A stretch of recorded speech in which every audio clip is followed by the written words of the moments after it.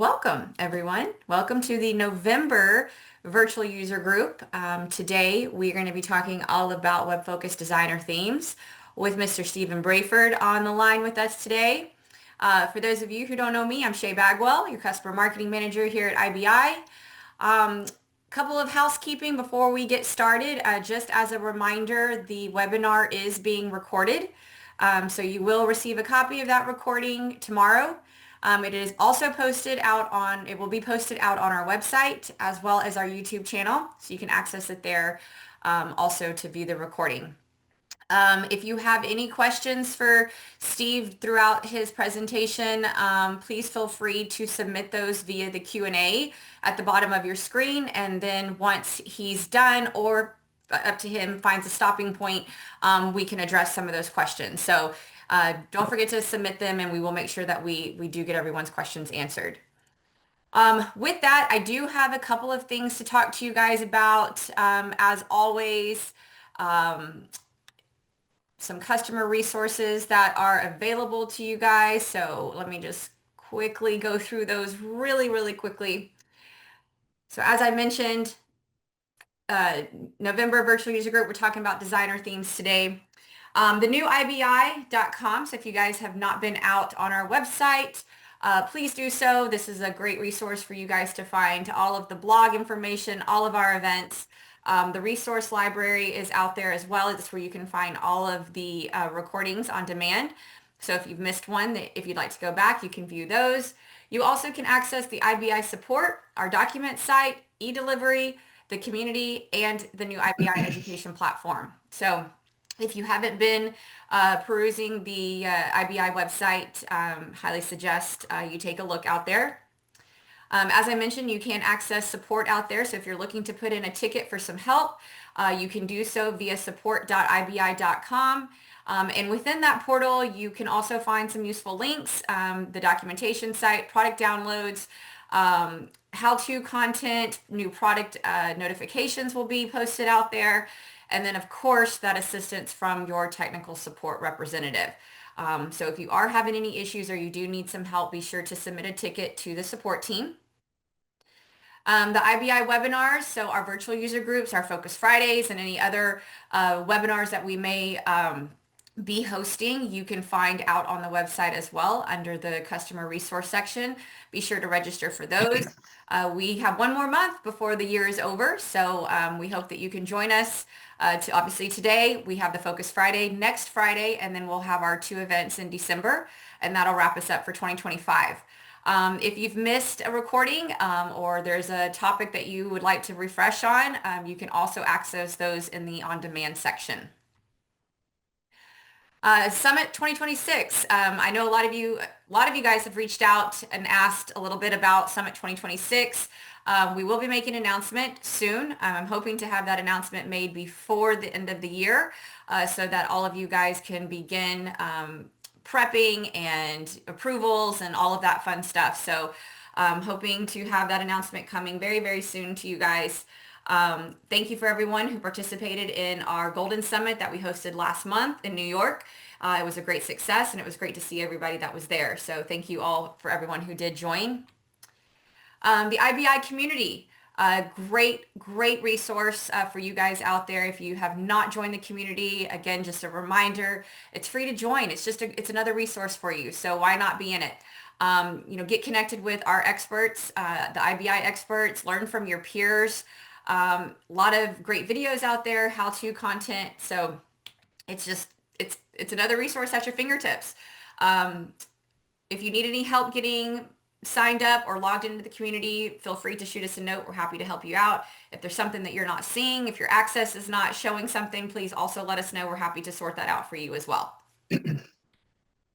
The education, just as a reminder, we do have the IBI education platform. So if you are looking for some courses and training, be sure to sign up to be let in to gain access into the education platform if you haven't already.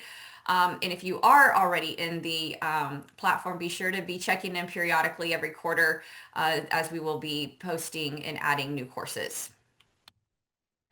Social media, I know everyone's on social media these days, so if you guys are on any of those three channels, LinkedIn, X, or YouTube, feel free to give us a follow.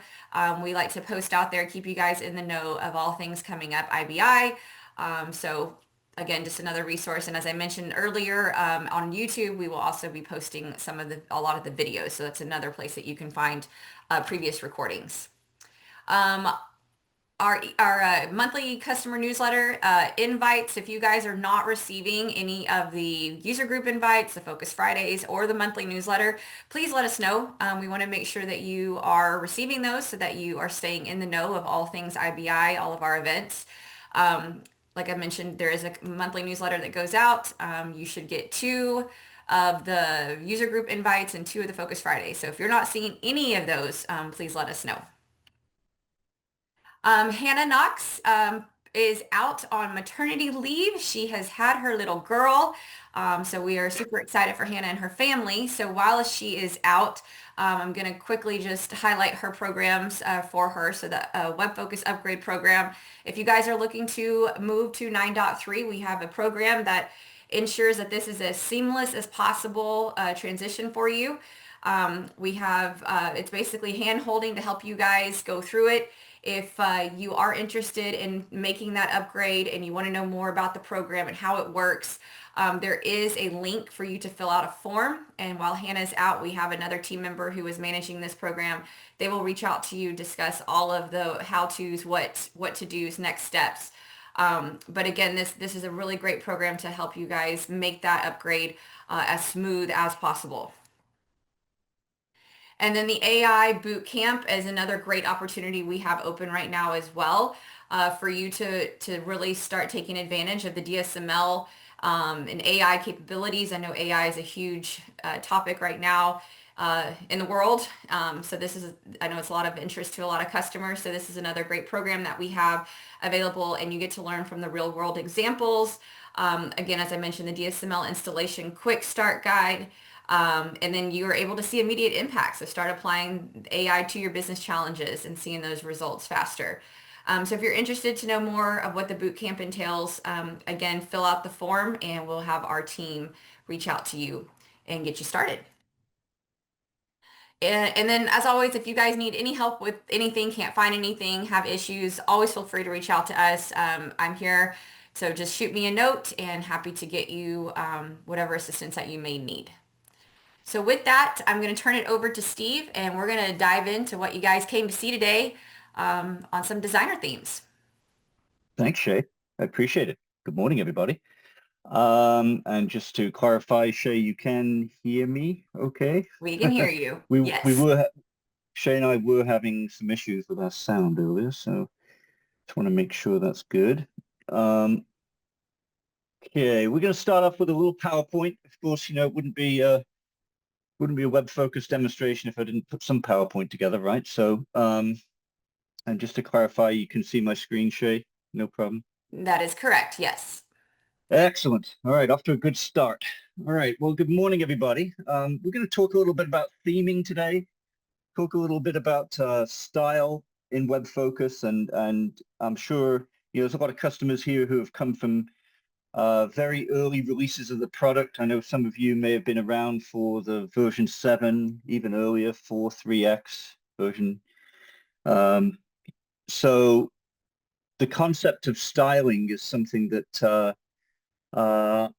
is near and dear to my heart because it really does help showcase the product and really is something that with a little bit of time and effort can dramatically change the way that the product is used, dramatically change the way that the product is seen, both internally and externally.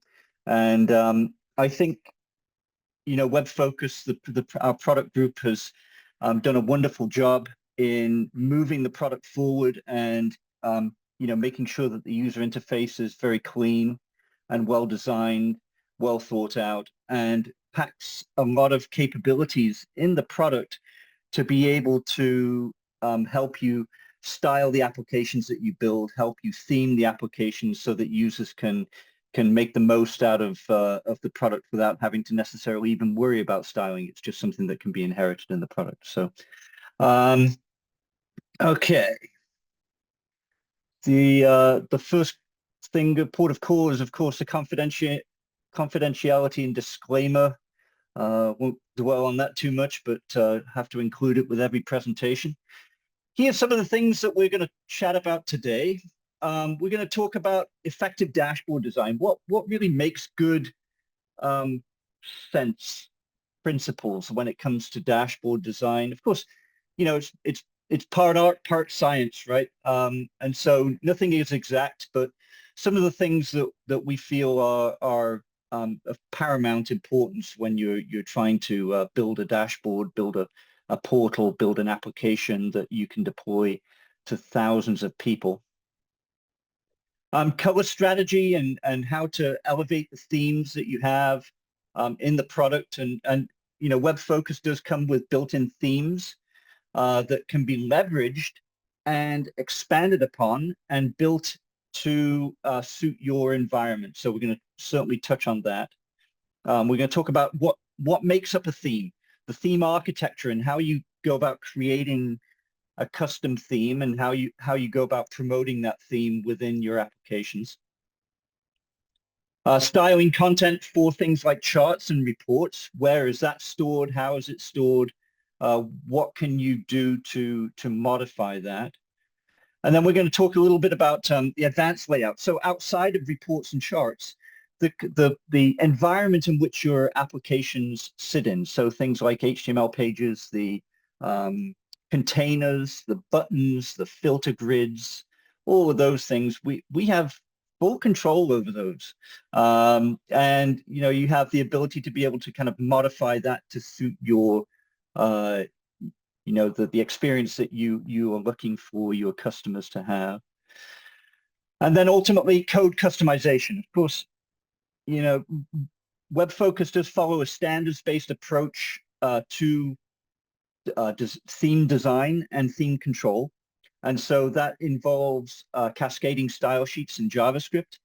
And we have, wonderful addition to the 9.3 capability is the ability to be able to kind of modify pages and modify, your environment with custom CSS, JavaScript control themes. But then again, being able to kind of take that and then be able to apply that on a standardized basis across your applications. So we're going to touch on that as well. So let's talk a little bit about the principles of effective design. Now, this is, again, as I mentioned before, it's part art, part science, but you can see by the examples that I've put on the screen here. There are bad examples of design, and then there are good examples of design, right? And I think, I'm sure you're aware of the fact that with the 9X release of WebFOCUS, the product group has done a significant amount of legwork to be able to clean up the user interface of the product and be able to put in the hands of the people that need it pieces and parts of the product that can be modified in order to make sure those good design principles hold fast. And we're going to touch on those in a few minutes, but I did want to give some examples here of bad example versus good example. And obviously, it's all about being able to portray the key metrics, the underlying data that you have in your environment, really in an easy to consume fashion. And good design principles are part and parcel of being able to portray that information in an easy to consume manner. So obviously going for clarity, being able to make sure that you're highlighting the data that needs to be highlighted. So really eliminating kind of the term non-data ink is an interesting one where, that data doesn't necessarily need to be portrayed at all and doesn't necessarily need to be highlighted. So things like unnecessary grid lines or going for 3D effects. I think you all remember the early days of dashboarding and page design that included all these, seemingly magnificent charts and graphs that were in 3 dimensions, and you had little, series markers that were just in all different, going in all different directions. And at the end of the day, it just became clutter. And there are obviously design principles held by folks like Stephen Few and others that really set aside the concept of just eliminating that unnecessary clutter. The same holds true for things like labeling, right? So, not having to over-describe the data that's in your chart or graph or report for that matter, when it's clearly obvious that you are looking at a product by some kind of profit by product. You don't necessarily need to necessarily point out the fact that your product categories have to have a title, right? Something as simple as that can help to eliminate clutter and make sure that you're not over populating a page with unnecessary information. The impact, of course, of that is to really have a polished design. And ultimately, that really leads to higher user adoption. If people can understand the dashboards that you put together, can understand the information that you're portraying, you are starting to tell a story with that information, and that leads to better consumption or more consumption and better adoption of the dashboards that you put together. So for some folks that don't think that design of a chart means a lot, it truly does, and it does lead to a higher adoption rate across the enterprise. Colors and themes go hand in hand, right? So I'm sure every organization that's represented here on the call today has a marketing division or a branding division within them that pays a lot of attention to the way that people consume information. And you have a lot of thought and distinct, design concepts being paid attention to when it comes to styling for your websites, for your social media, for everything that you consume, really, both inside and outside the firewall. And that should, of course, extend to the charts and graphs and dashboards that you create. So good color use, speaks to using color applicably, depending on what you're trying to portray. So things like categorical use of colors.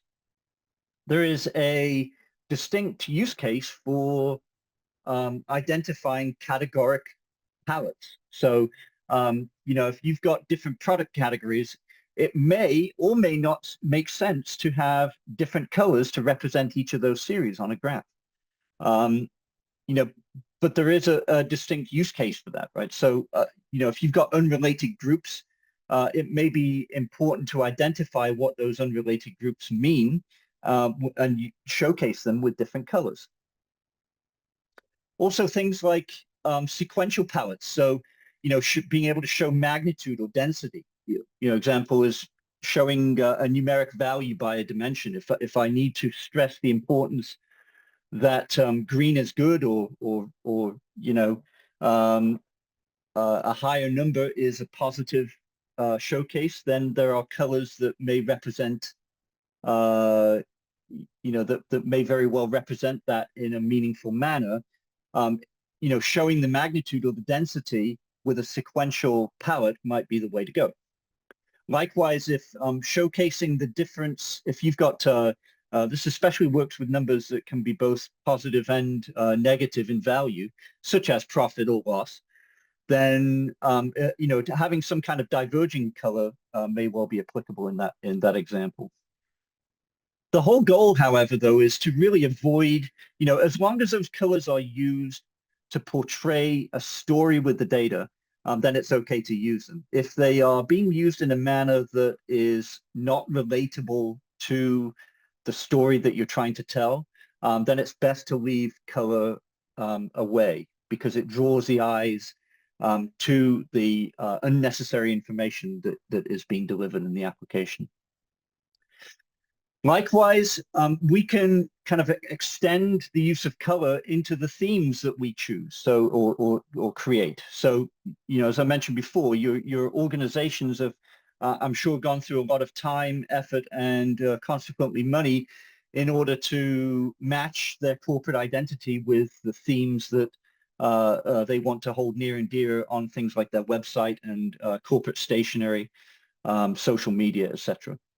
And so it's important for us to extend those themes. Now, the nice thing is chances are your organization already has a catalog of branding, things that you need to take into consideration. So things like font typeface, the colors for the logos, colors for things like containers. You only have to go out to your website to see that those are being cohesively used across everything that you have on your website, and thanks to the power of CSS, you can make that cascade through the entire application. So the choice of that theme, obviously is designed to enhance the aesthetic desire of the application. And that's no different for the types of data that you want to portray. You want to portray that in a meaningful manner that is going to keep people coming back to your applications time and time again to get the information that they need. So, using the built-in themes, we have, I think, 3 or 4 built-in themes that we have in the application, in the WebFOCUS product.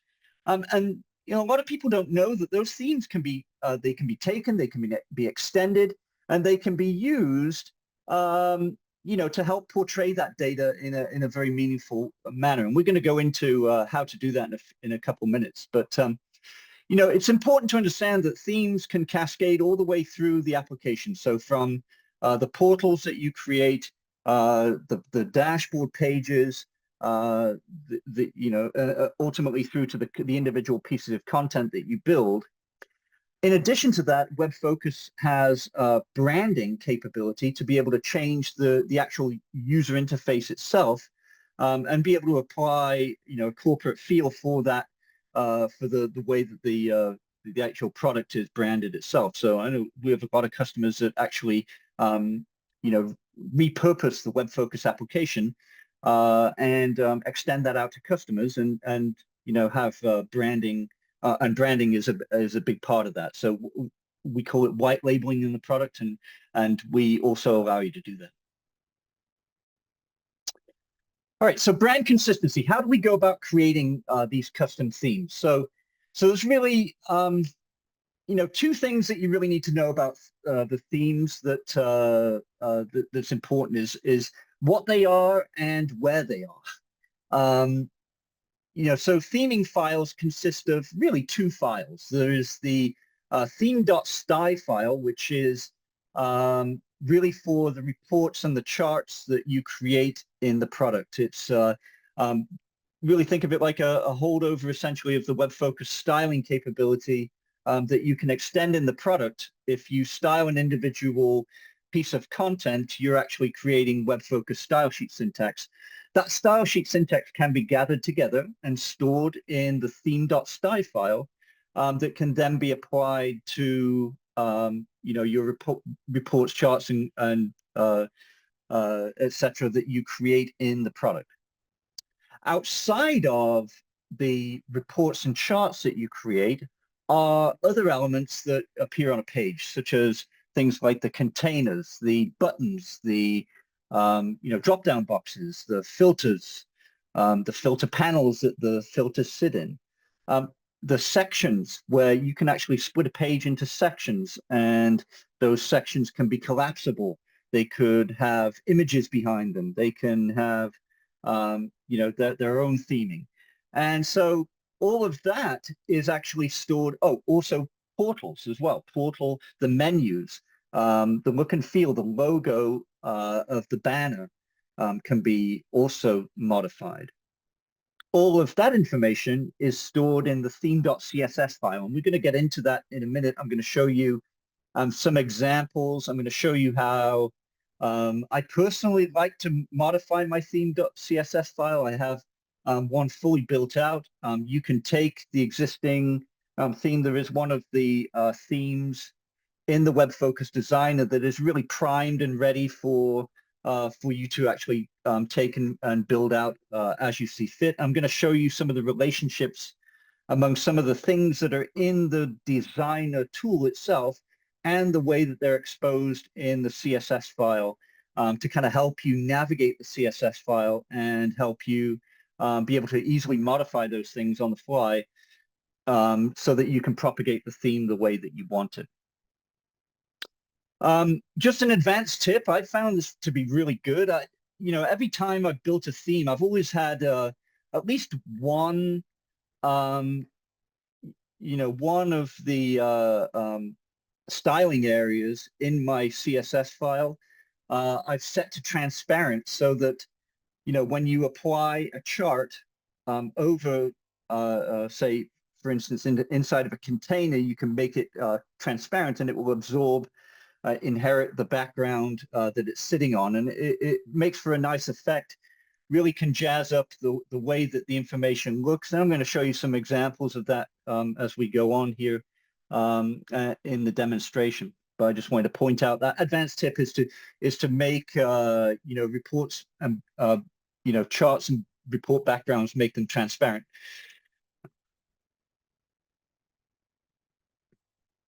So in the designer itself, I just wanted to point out where your custom themes are going to live. So, first of all, you need to be an administrator in order to do this. So to actually modify the existing themes, by default, that's more of an administrative task.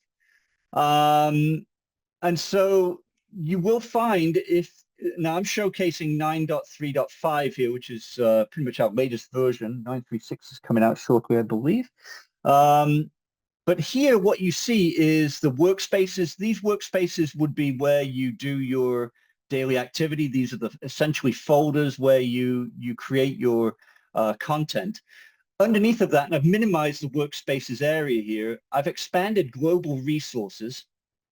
And global resources is where you're going to find the themes that matter. In this particular case, themes, if I expand that, I have multiple folders here for standard and custom. Forget the insights part, that's a little different, warrants a different conversation. But in many of your environments, you'll have two areas where the themes reside. So standard and custom. So the standard ones you can't modify necessarily, but what you can do is you can copy the files that are in the standard, in the individual folders, and I'm going to show you these in a few minutes. But the standard themes can be copied and moved into a custom folder area, and then you can create a brand new folder to store the individual theme content that you are looking to modify. So in this particular case, you have a custom, and then you can see all the different, I've got a whole host of different themes,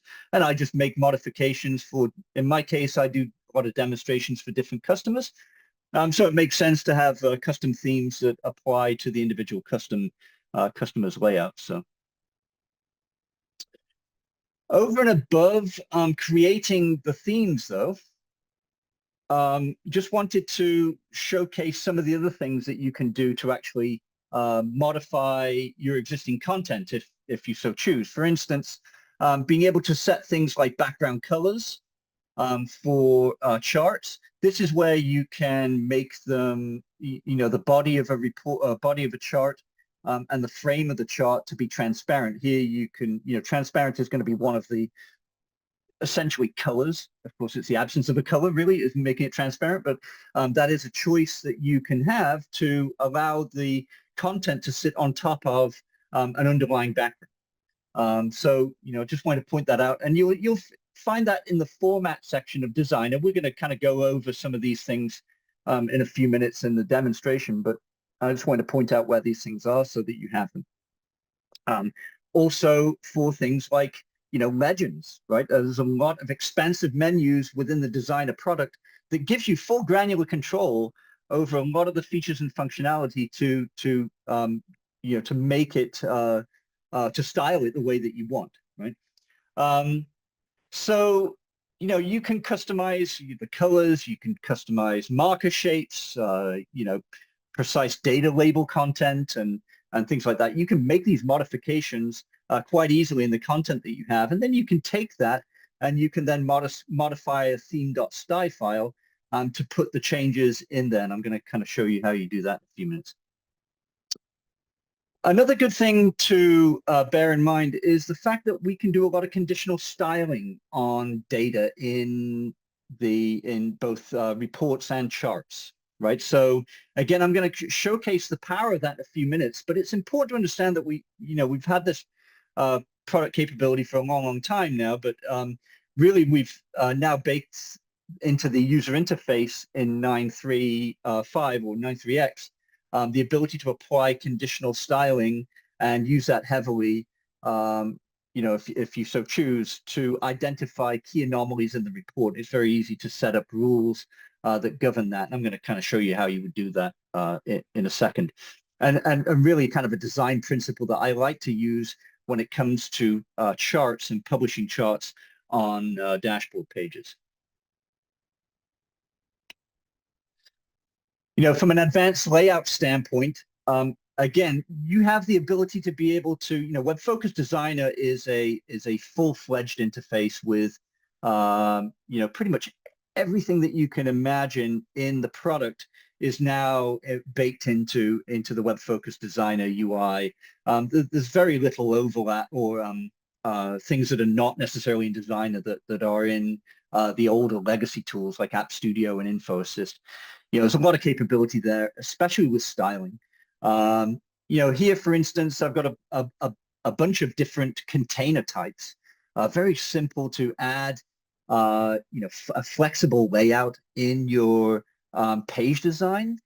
Everything that you build can be fully responsive, and then you can even choose what device that report chart or graphic. In this particular case, if I have a graphic here that I may want to appear on a page layout, I may not want that same graphic to appear on a phone or on a tablet device. And I can very easily change that, hide it from those specific devices. Also, the different types of containers that you can create to help you really maximize the real estate that you have on the page. And I think that's important too. Don't forget that the whole goal behind building a dashboard page is really to convey a story about your data, and making sure that the consumer of that data is aware of what that story is. And, being able to do that with, a layout that maximizes the real estate. Maybe it is condensing into the same container by use of accordions or by tabs, making sure that groups of information that are related are in that same container area of the screen is a good layout design principle. But I just wanted to showcase here, there are many different container types here. You see accordion container here, you see a tab container with multiple pieces of information, and just a simple basic container. What we call a link tile is here. I put a graphic in here, but that can also be used to showcase additional information and give you the ability to drill down on and launch reports in bigger windows, for instance. So really the whole goal behind this is that you have a lot of different container types. So please be aware that you don't have to just necessarily put in a simple basic container to portray that information. You can also break the screen down into different sections, right? So we have section styling that can be applied as well, so that you can have natural breaks in the story that you're trying to tell. I've seen it quite often where customers will have a single page that is broken down into different sections. So those individual sections can be collapsible, and you can control the styling for each section so that it is applicable for the information that you're trying to portray. From a content standpoint, as I mentioned before, content is cascading through, the theme can be set to cascade through everything that the product that you build with that theme. But you can also change you can also override the theme if it makes sense to, and use the content theme that you created the content with to maintain that content's properties. Now, the reason why you would want to do that is maybe you've got a piece of information that you need to showcase a certain story and have conditional styling in there, and you don't want that theme to be or you don't want that content theme to be overwritten by the overall cascading theme that you set maybe at a portal level. You can choose to ignore that overall theme and keep the individual content theme. Finally, I just want to point out, of course, you can make changes to individual pages. So outside of cascading themes that you may set at the very highest level that propagate down, you do have the ability to be able to change, and add your own styling for pages. And we have a very nice IntelliSense editor built into the WebFOCUS Designer product that allows you to very quickly put together some core CSS and JavaScript coding. Now, of course, that does rely on you to know CSS as a language, and I certainly wouldn't begrudge anybody from knowing that it is a fairly straightforward language to learn, and can really help you extend the styling capabilities of the product. So you have the ability to make modifications like that in the page itself. I'm going to show you a couple of techniques that I like to use to be able to identify what needs to be modified, and how you can actually see just by running the actual page itself whether what changes can be made and how you would actually go about making them in the CSS. So we're going to run through a quick example of that later on in the demonstration. Okay, talking of demonstration, let's jump into it. Let's go ahead and back out of that. I'll bring that over here out of the way. Okay. All right, so a couple of things to note. I'm in WebFOCUS 9.3.5 right now. So for those of you who are making it to the latest and greatest versions, congratulations. We strongly encourage all our customers to get it up to the 9.3x release. I know a lot of customers are in the process of doing that right now. 9.3x is deemed a long-term support release, so it is going to be actively supported until, I believe, the end of 2029, or September of 2029. It's good for 5 years, which is wonderful. And it's a great way of getting to a version of the product where you can kind of take a breather. And you don't necessarily have to inherit any of the advances that are being made in the product. It is going to be a fully supported release for that 5-year period. Of course, we're not going to sit on our, laurels here and just wait for things to come. Our product group is continually enhancing the product, making wonderful enhancements to the WebFOCUS product itself. And you can see that one of the things that we did in the 9x version is create what we call the WebFOCUS Hub. And this is a really nice centralized location for almost think of it like a springboard, like a jumping off point for everything that you need to do in the product. So it consolidates all things like administrative consoles down into one screen. I have the ability to be able to jump into various tools. Things like Info Assist is still supported here. I can create portals. I can manage my data with reporting objects. I can get to different areas of the product. Like here, we're in the workspaces area. We can also jump ship and go into the WebFOCUS reporting server. You can see this is going to call up all the portals that I have on my 9.3.5 instance, and I have quite a few of them, as you can see. And then, at the end of the day, we're here to talk about theming, so we're gonna spend time on that. But it would be I'd be doing myself a disservice if I didn't portray the fact that WebFOCUS 9.3 or 9x in particular has really made great strides into improving the user interface, the user experience, consolidating everything down, and also improving the look and feel of the product. For those of you who remember the 8X and earlier versions of the product, um, you know, WebFOCUS was often knocked for not being the most pretty of the products on the shelf, right? And you know, quite frankly, I think that can be totally dispelled now. We have a wonderful looking product with a lot of features and functionalities built in. To that end, I'm going to go into, you know, as I mentioned before, if I minimize my workspaces now and I look at global resources here and expand my themes, you can see here we have the standard themes that come with the product, and there are 4 of those. Now, looking at the themes themselves, if I look at Designer 2018, I know the name hasn't changed. It probably does need to at some point, but this is one of the standard themes that is really the default theme that comes with the product. And if I'm to look at the content of the theme.css file here, and I can literally edit this here, but you can see there's barely anything in this file whatsoever, right? So you might be thinking, well, how do I take that and how do I modify that out to make it more meaningful so I can control all these different styling elements that you were talking about?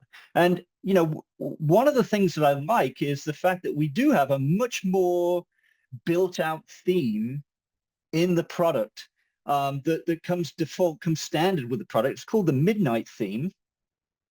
And if I just showcase the theme.css for that, you're going to see that this one's got a lot more features and functionality in here that you can tinker with in order to apply and make modifications to the theme that you have. Now, I'm not going to go through each one of these styling elements, but what I am going to show you in a few minutes is the way that I've organized the theme.css, and maybe you can do the same thing too. And you're going to see in here there are commented sections that really are applicable. And what you're also going to see is make reference to these different numeric values here that you see. So 2, 3, 4, 5, 6, 7, 8, or 5, 6, 7, 8. And you're going to see these themes actually are you know, in this particular case, it's looking at a particular control style, and you can apply individual theming elements to that, right? So the first thing, as I mentioned before, you can't modify these standard themes, but what you can do is you can copy the theme.css and theme.sty and create a custom theme.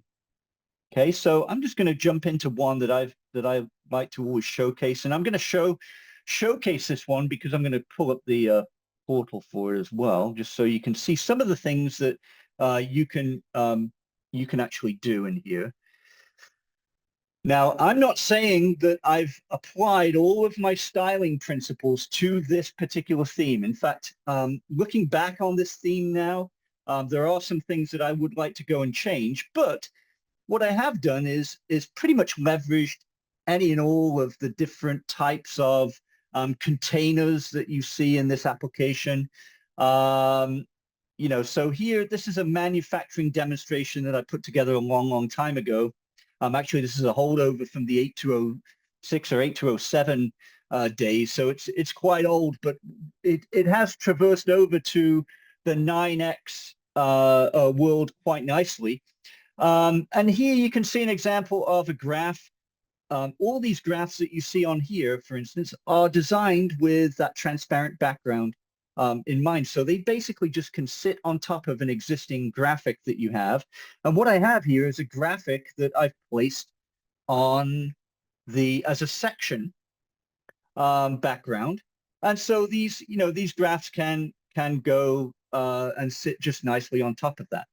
Now, I'm not saying that these are stylistically the greatest graphs that you'll ever see. In fact, far be it for me to say that, but and far be it for them to necessarily use all of the design principles. But you know, one of the things that it does do is use that principle of transparency.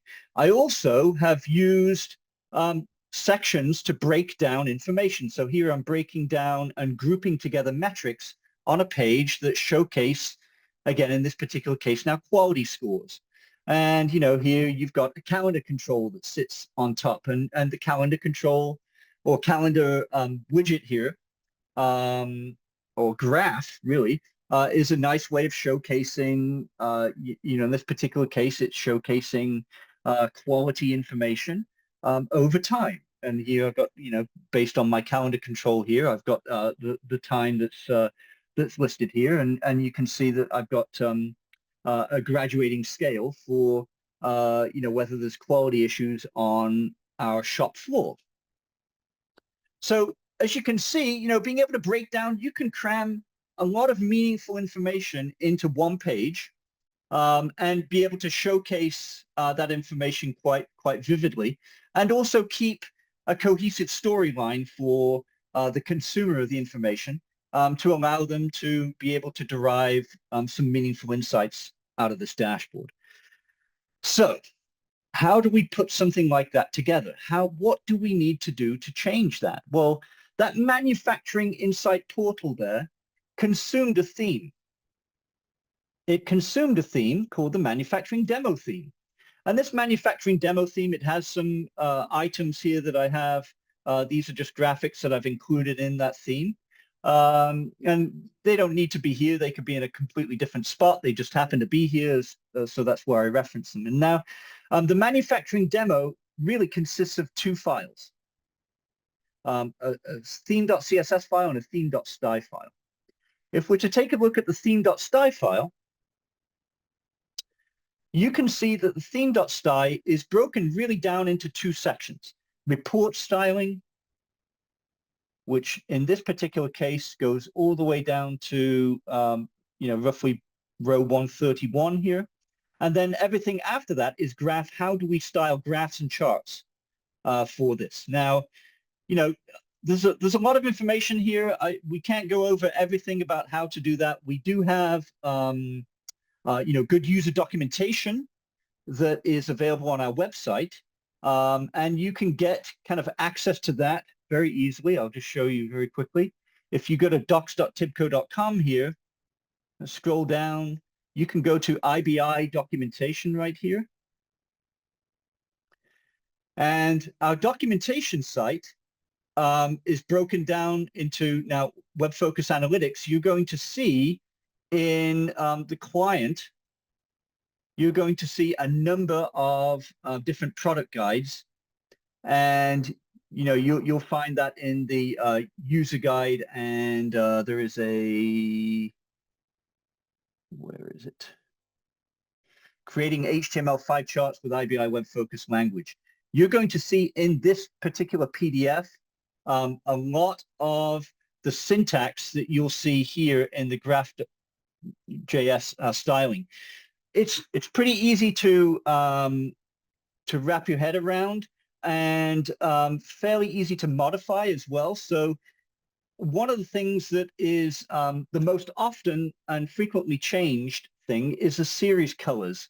So for every graph that I create, I have a system of colors that I use to break down categorical color chart types. And here you can see you could apply, in this particular case, I've added 7 or really 8 different colors that represent the different chart colors that you see on the graphs that I had in my portal. So here is where you can make modifications to that. Now, what I suggest that you do is take the Midnight theme that is in the standard global resources here, and copy and paste the CSS and the style sheet, create your new folder here. You can just literally come out and create a brand new folder under here, pull the theme what you want. Maybe it's the organization name, or it could be a department name. And then you can paste in those CSS and style sheet into there, and then you make modifications to those. That is what you're going to end up selecting in the designer. I'm going to show you how you go about doing that in a second. Okay, so with the WebFOCUS style sheet here, you've got a lot of different things that you can control, like for instance, colors for the legend.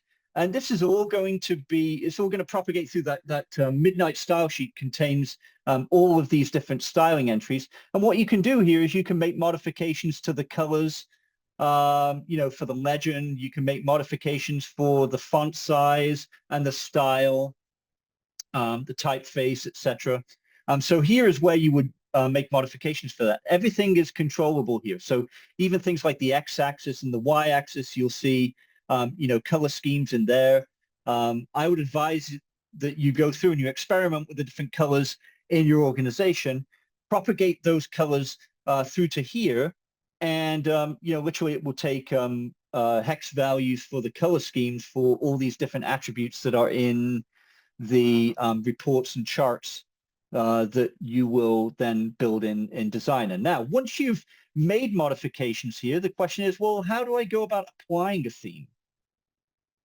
And that's pretty easy. So if I come out here and I create a brand new piece of content, actually, let's do, we'll go ahead and create a brand new piece of content. We'll create a brand new visualization.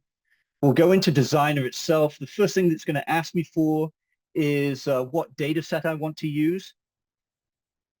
I'm going to use, let's see here. We use some of our demonstration data that comes with the product. In our WF retail, I strongly advise that if your organization doesn't have these tutorial files installed, they are super easy to install through the WebFOCUS server. You can put them in a variety of different formats. It comes in different sizes, but what it does allow you to do is be able to play and prototype out different application look and feel without impacting your day-to-day, data, right? So here we just quickly go ahead and grab some data product category here. We'll just, show our product categories by gross profit. You can see this actually has the Designer 2018 theme. This is the default theme that comes with the product. But here I can change this to whatever theme I want. So you can see here I have access to all of my custom themes. So if I wanted to apply the manufacturing demo now, you see that this is starting to take shape. It's changing the look and feel of just this graph alone. But now going back to the design principles that we talked about at the very beginning of the presentation, let's touch on some things that I like to do in my graphs. Here, of course, is where you can make things transparent, from a body and a frame standpoint of the graph itself. And you can see that out of the box, the Designer 2018 theme does a really good job of creating a nice, clean look and feel for the report. There are no unnecessary grid lines on here. There are nothing too drastic that needs to be modified. One thing I like to do, though, is I do like to make data stand out, right? And one of the things that you can do is by nullifying or muting the fill of series that really don't matter. Okay, now you're going to see that we're looking at live data, but we're only looking at the first 1,000 rows, right? So we're not going against the entire data set. So when I do this now, we're making this change across all of the data that is coming back in the first 1,000 rows. So some of the changes that I make here are not going to showcase in the design time, but I'll show you when we do run it. The first thing that I'm going to do is I'm going to organize my data. Okay, this is great that it's categorical in nature. One thing I always like to do with bar charts is I like to sort them in descending order based on the measure that I'm looking at. And I also like to save some real estate by swapping the axes, something that can very easily be done. I also would like to put, I'll put this graph as part of a container.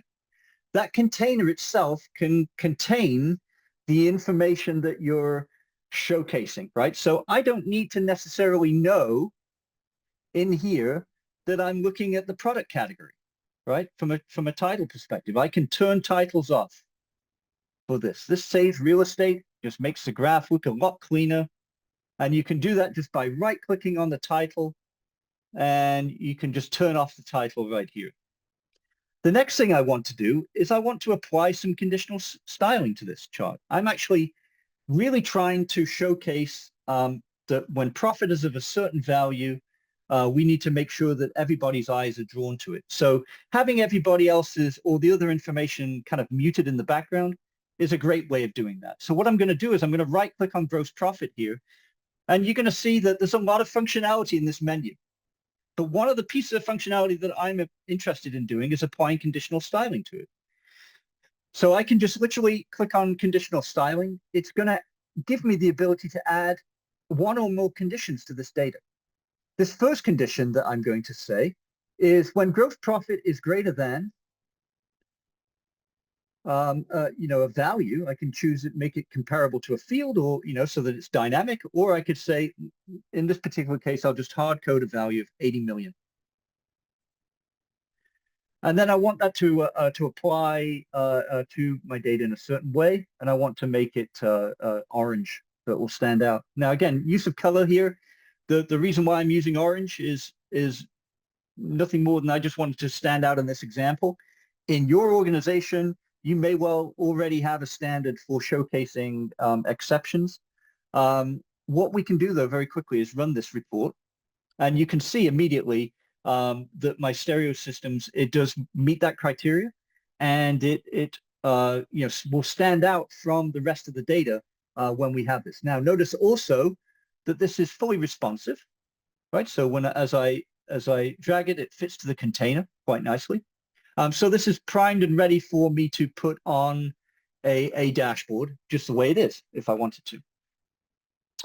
Anyway, so themes can be applied very easily to individual pieces of content. And what we can do is we can also view the source code that creates, right? So here you can see, if you remember the style sheet syntax that we had down here, I could go through and I could modify the colors for each of those individual bars that were on the page and create different color series here that I can then grab this and paste it inside of my theme.style sheet. And then that would be a theme that I could propagate to other pieces of content. So you really only have to do that once, and you can have that information propagate into style sheets. And what I would suggest you do is create different test pieces of content like that, and have them show up and view the code. So maybe create a pie chart, create an area chart, create, go through some of the standard chart types that you see here, take the styling syntax by modifying some of the theme information, theme attributes, and then copy and paste that into a theme.style sheet.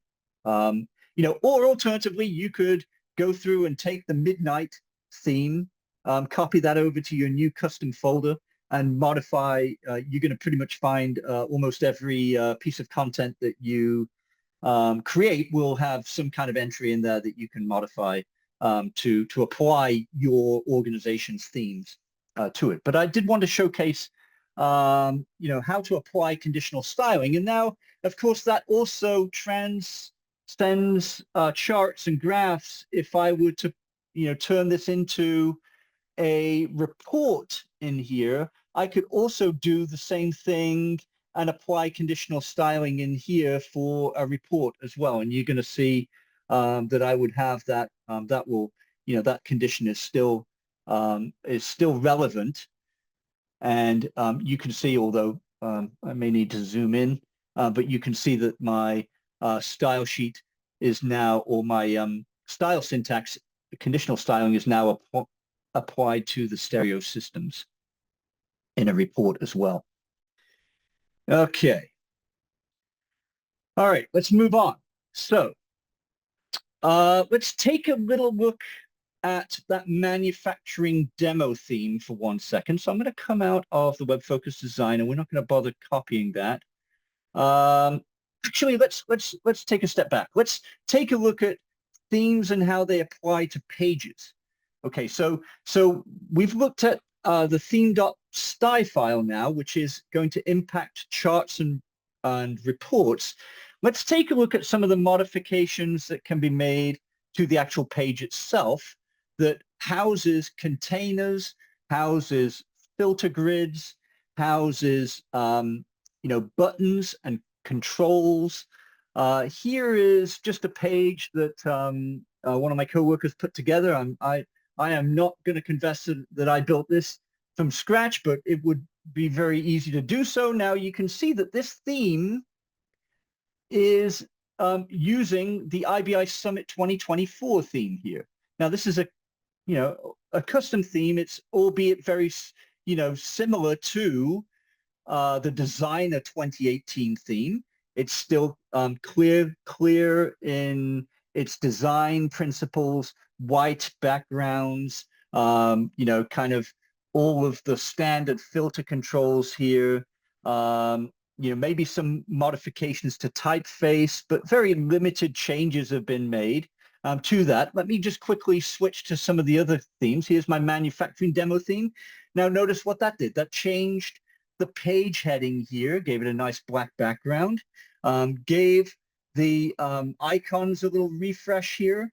It also created the containers with some rounded edges, right? And put a drop shadow on the containers, right? Which is nice, so make them kind of stand out like cards.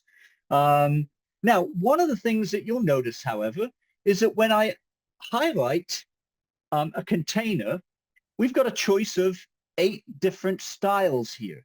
By default, of course, the style 1 is selected, which is the default styling. But what I can do is I can change some of the look and feel of this individual container. So if I pick style 2, notice how that now has a, this kind of muted brown background or gray background. I'm not even sure what the color is, but it has a distinct style applied to it. Here is a simple black background that would match the page. Now, so I can have up to 8 different style choices here, including a transparent background for this particular container. So this has made the container, so notice that this is style number 5 now, and that's made that container actually transparent. So if I were to apply a section background, the container heading would actually have a transparency, and you would see whatever is in the section background would come through. So let's go ahead and do that real quick. So here, if I highlight the page as an entirety now, you're going to see that I have, again, 8 different style choices here for this particular container, right? Or for the section. Here I've got different style choices, one of which is to apply a style sheet that has a little background image in it. And I can do that now for each of these. So I could go back to the container, make that transparent. Notice now it's also changing kind of the heading. It has a different look and feel for the header. We'll do it for this one. Actually, let's just leave it at those 2. Now, what I can do, however, is I can also change the theme that applies to the body of the container. So here, if I change that to manufacturing demo now, notice now how the entire theme is going to be, or the entire theme for this one container is of a transparent nature, and you can now see the background appearing behind my piece of content that I have here. So you can do that for everything that's on the page here. I like to have at least, as I mentioned before, I like to have at least one of my style entries to be transparent. That gives me the capability of making something transparent on the page. I'm going to show you kind of how I did that in a few minutes. But you can do the same thing for each of these components if you so choose, right? So anything that can be formatted, like for instance, this filter grid here, could have a style, an individual style itself. And we can kind of, change that style to fit how we want it to show. However, what I can also do is I can also impact the page itself by changing some of the CSS properties in here. And you're going to notice that I have a lot of different componentry on this page, and it can be nicely visually represented by the outline here. So if I go to the outline, you're going to see each of these, really what we've got is a filter bar, and then we've got a section. And inside of that section, you've got different containers here. So you can see how you can expand these individual pieces of these individual containers, or you can minimize them to minimize the clutter. But what I can do is I can go to each piece of content in here, and in the user interface, it will jump to wherever it needs to go. Or alternatively, I could select a piece of content in here, and if I fully expand this now, you're going to see that that would have that highlighted, right? So here we're looking at the revenue by month and category. If I pick the container that sits in, you can see that I'm highlighting the outside of that container. And this is how you can kind of affect the styling for each individual object on a page by doing this. Now, what we can do is we can take this, if we wanted to just individually style elements in this particular page, we could absolutely do that. For instance, if I want this, this filter bar here, and I want to make some changes to that filter bar, there's a couple of things that you need to know. Okay, first of all, we can impact a filter bar by applying an individual class in my CSS entry here. So, for instance, the syntax is, period, and then we'll call it filter bar 1. So that's now the name of the class that we can then put individual pieces of styling under. Now, the way that you do put individual pieces of styling is you've got to have curly braces. So let's just zoom in on this for 1 second here. And then when I start to type in, I could say background color, and notice the IntelliSense of the product is going to pick up on what I'm typing in here and give me the appropriate CSS entries for that. Now, I'm just going to make it stand out. We're going to call it background color red. And then we're going to come back. And the first thing that you'll notice is, let me go ahead and zoom out, or zoom out again, is that it didn't change. It didn't change anything yet. And that's because we've got to actually put the name of the filter class that we just put in here. We actually have to tell it what to affect. So if I come out here and grab that filter bar 1 now, and I come now back into my entry here, notice when I highlight filter bar, I've got this option here to put the classes.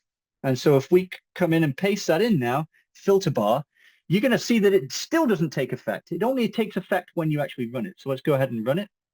And that should, in theory, now give me a filter bar that is red. And it didn't, of course. Yes. I know why. Did I mess that up? I must have messed it up. But anyway, that's how you actually go ahead and do it. Maybe I need to apply that default for that. So you would take the filter bar and you can apply a custom CSS class to it and affect that filter bar class right here to make the changes to it. Let's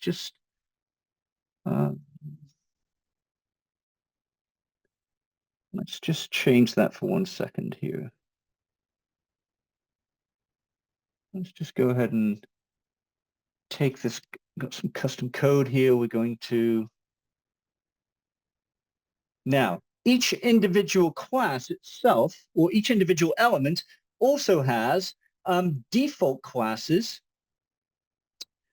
that are in the IBI API, right? So WebFOCUS has its own API where these individual filter panel controls actually have default names. So here now, if I do that, it should take, if I run this now,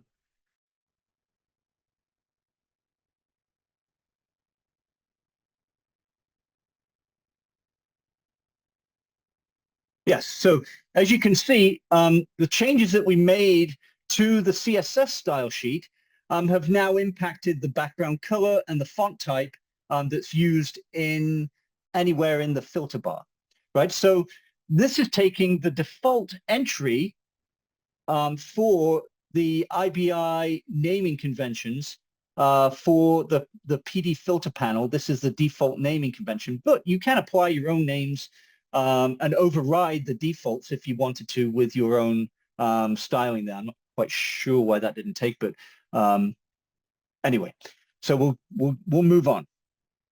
We can also do things like style containers, right? So I could come out here and do container one, and I can come out and give that a background color of red. And let's do this. Let's modify that now so that it is using the default theme.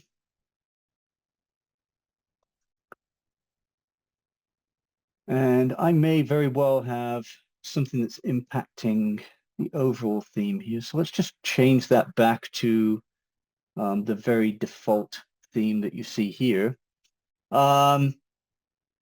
Now, if I come in here and so container one is the name, I can apply that name to the name of this container here.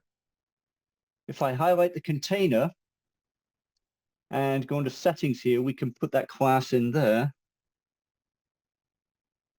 and then go ahead and run that. Now the background color should be red on that one. Yeah.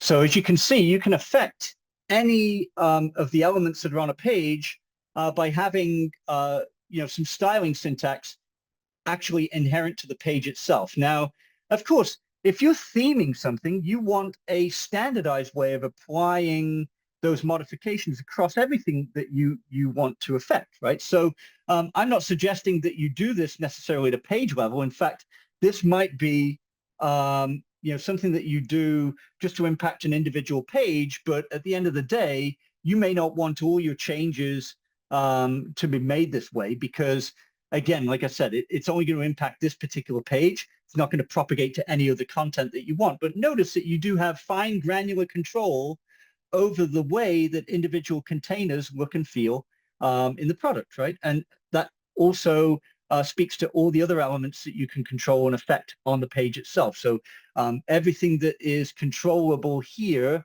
from a container standpoint, as well as the individual controls that you see here, they can all be modified with CSS styling and done at a page level.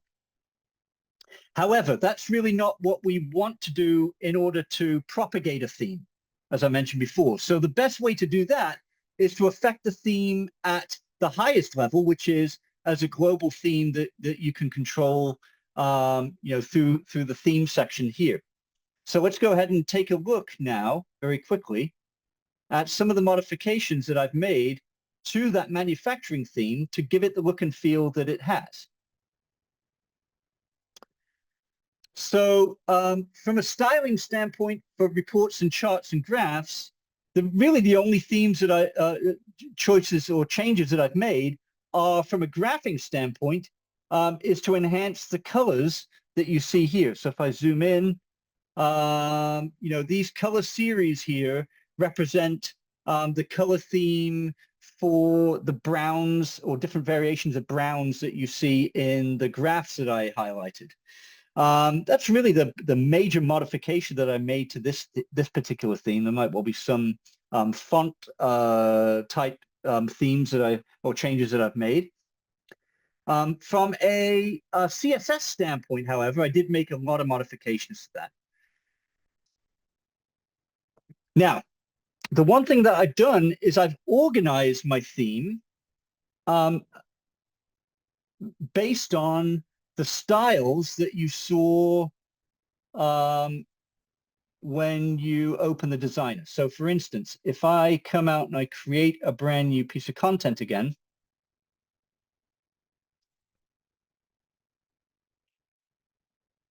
actually, let's do this. Let's assemble a piece of content instead.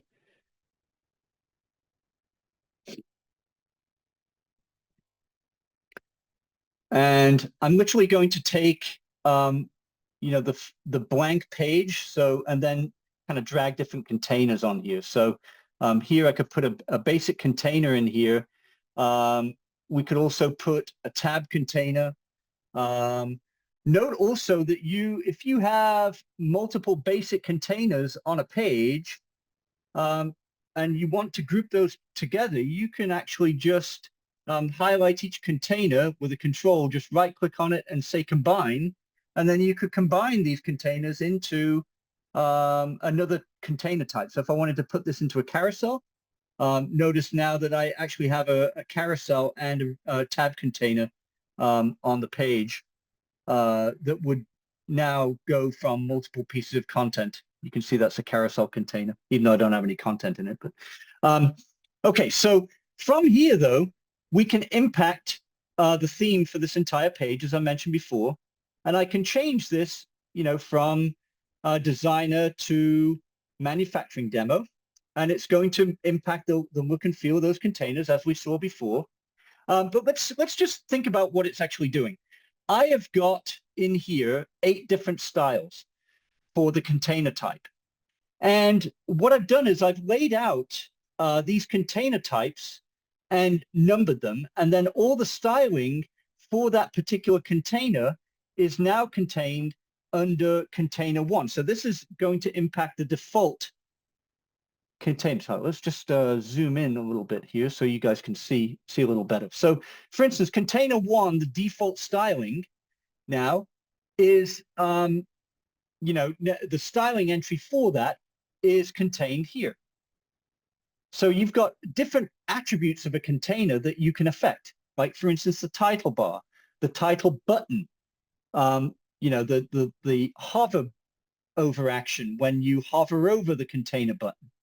So there's a lot of different things in here. My recommendation is if you want to apply a different color scheme to the container, then make sure that you're affecting every element here that you can possibly affect.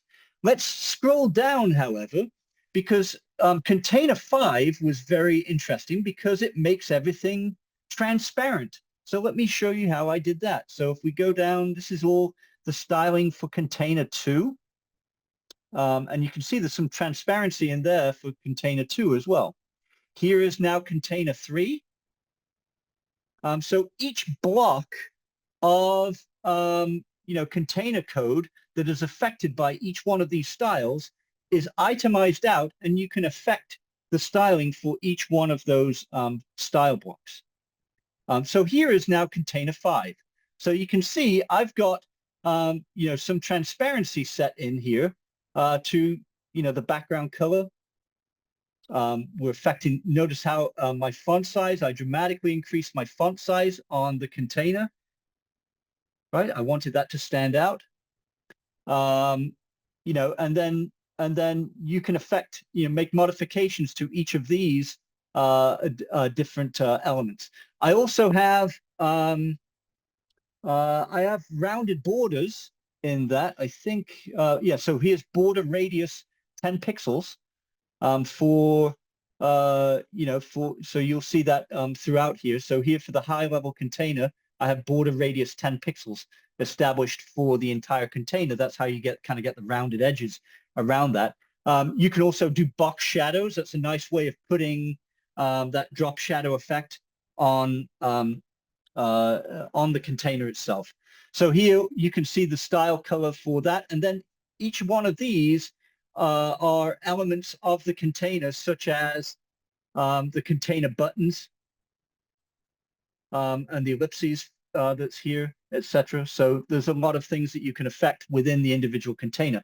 Now, this particular style sheet itself is built out quite dramatically, because not only do I have the containers built out like this, right? So all the way down through container 6, we've got all the way down through container 7, all the way down through container 8. And then after 8, that's where the containers end. And the next thing that I'm styling is the filter grids. So here you can see if I had a filter grid on here, it would apply 8 different style choices for the filter grid. So let's go ahead and just add a filter grid here. I'm just going to zoom out on my screen just to make it a little easier to see. We're just going to add a container here. Yeah, we don't have any containers, but what we do have is a grid here, and that grid itself can also have multiple styling choices, right? So I could apply, properties to the filter grid and this is where you can put your filters in here. If you so choose, they don't have to actually come into the page. You can drag them into, if you had any filters in your page, you can drag them into a grid and control the styling that way as well. Likewise, also with controls that you have on here. So if I have, for instance, a button, that button can also have a styling element in it as well.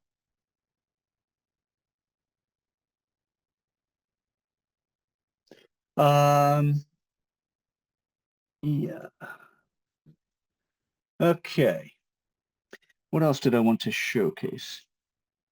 Okay, some of the things to also remember is in how you design your content, right, and apply your theme. So in here, I've got filter grids, but I also have when the filter grids end, you can see I now start sections.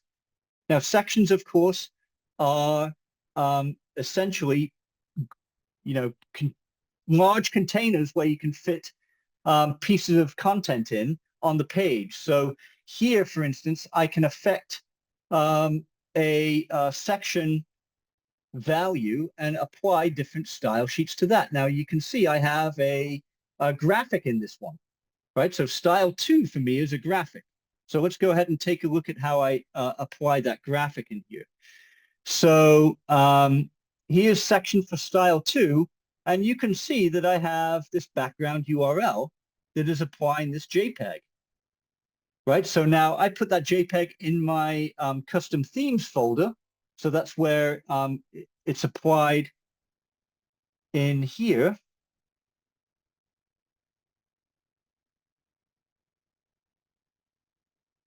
As you know, that's my theme. That's the location of it. It's not a best practice. It's not even probably a good practice to assemble this inside of the theme as well. But I wanted to make sure that if I ported it from one application to another or one environment to another, when I do a change management export, my images are going to come out cleanly with the theme. That was my thought process behind it. But you can see here, this is the syntax that you would use to apply a background URL for that. And just finishing off, I mean, there's everything that you can control is in here that you can build out, and you can use the Midnight theme to really extend the areas that you can control in the application. Now, the next question is, how do you identify, and we're running out of time, so I wanted to make sure we have some time for questions if there are any. How do you actually control what you're looking at on the screen? And this is where the art and science kind of mix as well. Now I'm going to jump over to Microsoft Edge for now because we have some security lockdowns that prevent me from looking at this in Chrome. But through Microsoft Edge, I can go into the same environment now that we're looking at here. And let's go ahead and run a page. And let's see some of the information that we can see about this particular page and what is not necessarily the only way of doing it, but I found this to be my preferred way of doing it. So I'm going to go ahead and run that same piece of content that we had here. And as I mentioned before, this is more where art and science kind of blends here, because what I can do is I can turn on developer tools using the function F12 button. And in here now, if I go to sources, or actually elements is really where I need to be, what I can do is I can see the HTML that's behind this page. And you can already notice that when I'm starting to hover over the syntax here, it's highlighting individual elements in the page. But what I can do is I could select an element here and notice how when I hover over that, it's going to give me some basic information about what I'm hovering over here. The name of the attribute that I need to change. But when I click on it, it's going to take me to the individual area in the HTML that's created. And now I have a couple of options available to me. With that created, I can go to computed here. And what it's going to do is it's going to tell me what are the attributes that have been modified in this that showcase how this is actually set up. Now, for instance, I can change this in here. I could go to the font size, and I can click in here, and I can make modifications in here. You could also do the same thing for color. For instance, I could change the color of this element, and notice how when I change it in here and I apply red here, notice how it's changed the red or the font to red for each of these individual containers. So I know that I'm affecting this with a color change. Now, I'm not actually making any modifications to it. The other piece of information that I can glean from this is that it's actually inherited from the primary PD container title here, right? So there may well be other areas that I would have to change in order to affect this, or if I wanted to go into the actual page itself and modify the CSS syntax like I did, this is the name of the default class that is affected by this color change. So here, PD-container-title, if I wanted to make all of these red in my container, I could just put the style block in my CSS in the page, and it would affect everything in this particular page. Now, again, if I want to affect an entire theme, I'm going to have to do it a different way. But just notice this is a great way of identifying what is actually modified by the colors that you see here. So here you can see the color is changed, and that's a base theme that is being modified here with that base PD container title syntax. Okay, on that note, I'm going to stop sharing, and I know we've come up to the end of time here. Yeah, we I'm going to are, hand it back Steve, over but to we do Shay. have quite a few questions for you. Okay. So if you want to pop open the Q&A as well, maybe we can kind of see, some of these are comments, Yep. some of these are questions. So if you guys have a time to stick around and hear some of the questions, you're more than welcome to. I know it is at time. So if you do have to drop, we understand. But again, thank you everyone for attending. But we are going to address some of these questions. All right. Okay, Steve. we've had a case open. So Robert, to answer your first question, JPEG right along the link takes about 15 seconds to drag and drop the JPEG where we want in App Studio. Portal page with links to some dashboards we just added to a new link.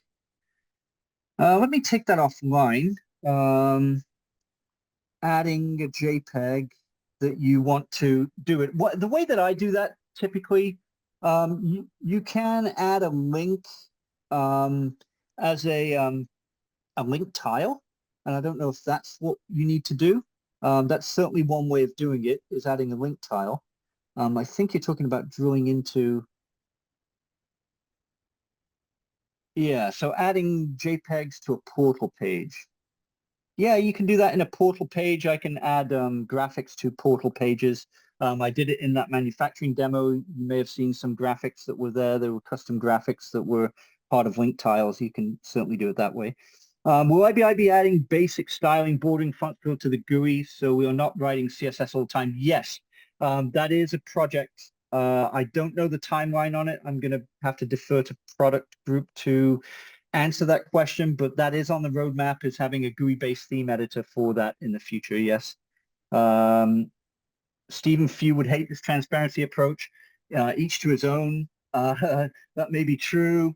Sometimes if you want to portray information, that may not be the best way to do it. I agree. But it is an option that's available to you. When you applied your manufacturing profile to that graph, why didn't the background show up in that window you're showing off? Oh, it didn't. It will show at runtime. So yeah, the CSS isn't applied until the actual pages run. That's just how that's a function of how Designer propagates those themes. I could have made it in the Portal Designer now in 9.3.5.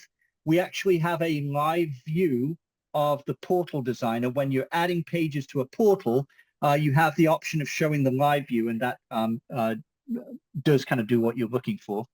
Let's see.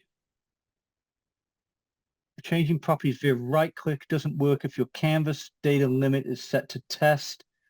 Are you aware of that, and will this be fixed? Canvas data limit is set to test. I am not aware of that issue.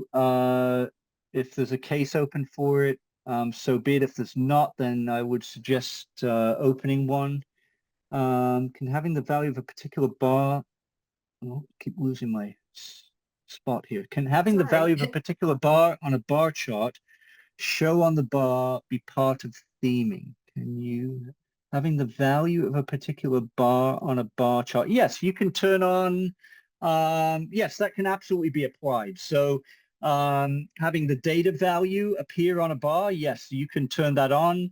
That is one entry in the style sheet that turns that on.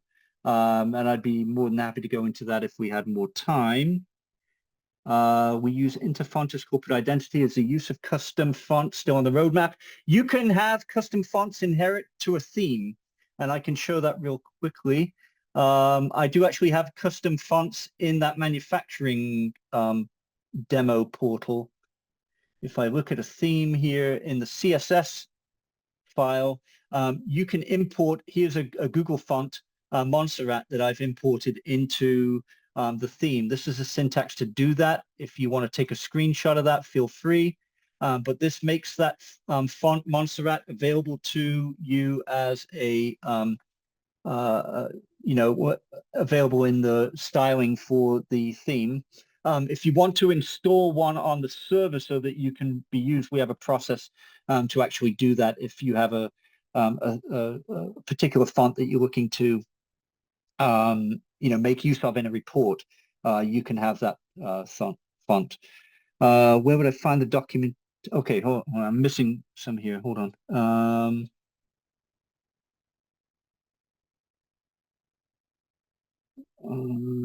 Missed a couple here, I think. Where would I find the documentation for all the possible PD properties? That's a great question. I don't know the answer to that question. I will research it and have Shay share that information. I know the IBI JavaScript properties are available in the user guide. I don't know if these the CSS properties are all exposed in the documentation though, but I will look into that for you. No link tile, it does not align. Okay, we'd have to take that offline because I don't want to brainstorm that right now. Test option for live preview, Renee, test option for live preview is only available for report options as designer, standard, and grid. Okay, we just want to place a JPEG exactly where we want, maybe just alongside a button. Added a URL, can't do it. Maybe someone can look into that. No case resolution this far. Okay, so you want a JPEG, maybe just alongside a button added to a URL. Okay, let's Robert, let's take this one offline. I'll reach out to you directly. Just shoot Shay an email with your email address, and I'll follow up on this for you. Any thoughts on maybe making a theme sandbox where instead of creating your own sample data on the page, pre-populates the complete page consisting of a report? Yes, there is. That is in the works, I think, Eric. I don't know the full extent of how that's going to be ultimately deployed in the product, but I think the goal is to have that theming capability available, much to the effect of like white labeling that we do right now. It is coming in the product. I've seen it on a roadmap slide, so hopefully that is not uh, I'm not speaking out of turn. It is a wonderful way of doing it. I also have another way of creating themes that uses AI. I'm not going to showcase that today because I think there's probably some legalities about me being able to do that, but I do have another way of doing it that can help propagate the entire theme.css file with the changes that you need to make. Okay, Gene, I'm not sure. Did you apply the style sheet that the class is in? Yes, I think this is in response to me floundering on my filter bar. I think, yeah, I made a mess because I had a theme that was overriding that page. So, and propagating down. Once I took that off, I think the theme changes that I made in the CSS were applied appropriately. Hopefully we've answered questions. I appreciate everybody who hung on.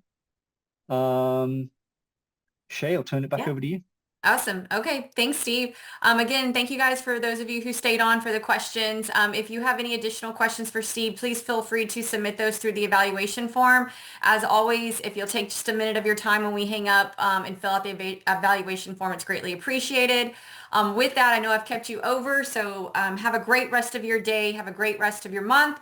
Hopefully, we'll see you guys on the Focus Friday next week. And if not, we will catch you in December for our last 2025 virtual user group. So thank you, Steve, for your time today, and thank you everyone who joined us. Take care, everybody.